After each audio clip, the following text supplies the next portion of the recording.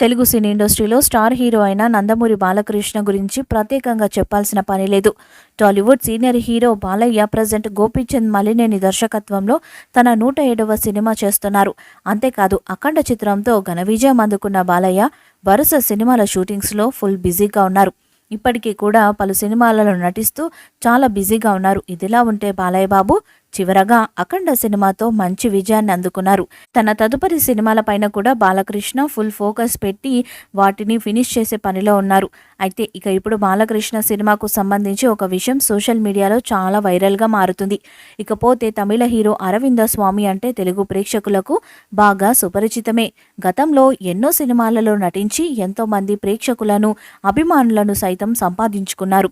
రామ్ చరణ్ నటించిన ధృవ సినిమాతో సినీ ఇండస్ట్రీలోకి రీ ఎంట్రీ ఇచ్చారు అరవింద స్వామి.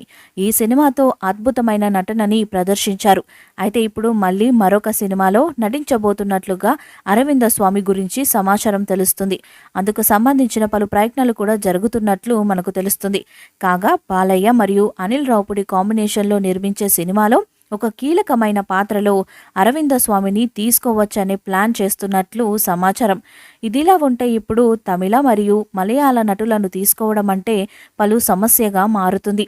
ఇకపోతే ఆ హీరోల డేట్లు సర్దుబాటు కావడం, అలాగే మన హీరోల డేట్లు సెట్ కావడం, ఇలా అన్నీ ఓకే అయ్యే ప్రయత్నంలో ఆలస్యం అవుతూ జరగటం ఇవన్నీ చూస్తూనే ఉన్నాం. అయితే అందుచేతనే బాలయ్య సినిమాలో ఒక డిఫరెంట్ పాత్రలో నటించబోతున్నారు. ఈ చిత్రంలో మాస్ యాంగిల్తో పాటు ఎమోషనల్ టచ్ ఉండే క్యారెక్టర్లో బాలయ్య నటిస్తున్నారు.